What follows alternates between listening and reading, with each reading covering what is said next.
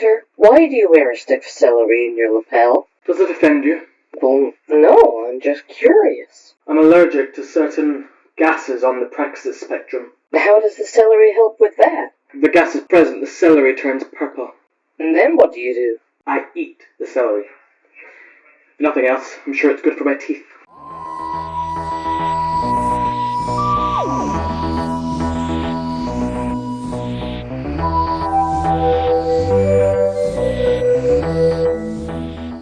I'll be honest, this was a really hard one for me to place.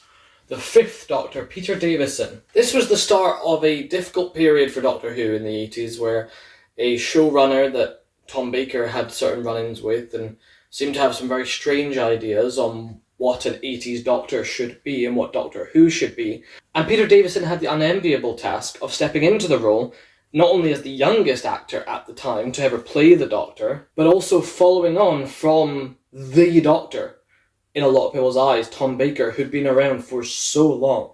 The best way to describe this Doctor is valiant, but a little bit vanilla. Definitely one of the most human Doctors, definitely minus the celery and the lapel and the cricket outfit, does away with much of the eccentricities of the fourth Doctor. A lot more kind-hearted and a lot more valiant, especially at the end of his story. That being said, a lot of his reactions to the danger and the adventure that most Doctors would run headfirst into, this Doctor sort of shies away from in a bit and, is trying to get out of the situation and I guess could be described as your more typical leading man than any other Doctor. This is less a fault of the performance or the actor and more a fault of the writing and the stories at the time, and we're going to see in this ranking challenge that a lot of the faults come down to the writing and the showrunners more so than the actors portraying the roles. But this Doctor didn't really shine for me until his final story. His self-sacrifice to save Perry is really where the hero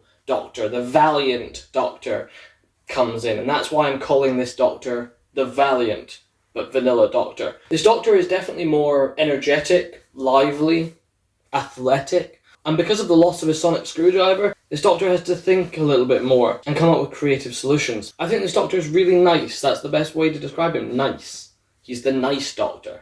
But I don't think he quite captured the alien otherness that someone like Hartnell or Pertwee or especially Baker did. Therefore, ranking-wise, we're going pretty bang middle of the road. We're going to go below Troughton and Baker, but we're going to go above Pertwee and Hartnell. Not a bad Doctor by any means, in fact, a lot of people's favourite Doctors, but just a little bit white bread for me.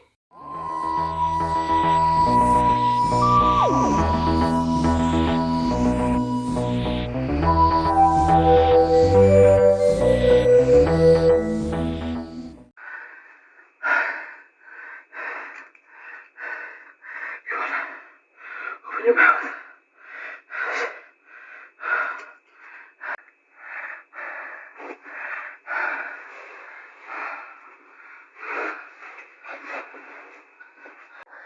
See, was Professor Jacket to do his stuff. Good old Jacket. You got the bad spells? Well, where is it? Gone. Only enough for you.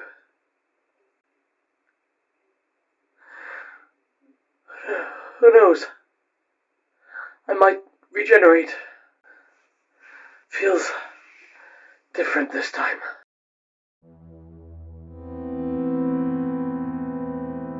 What was it you said, Doctor?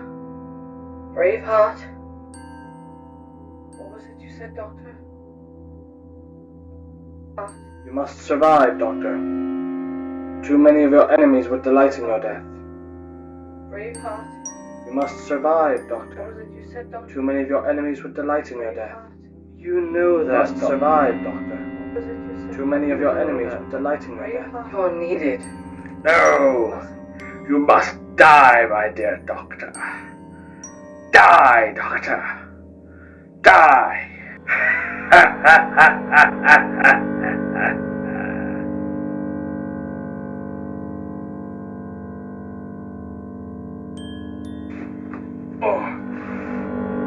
Doctor?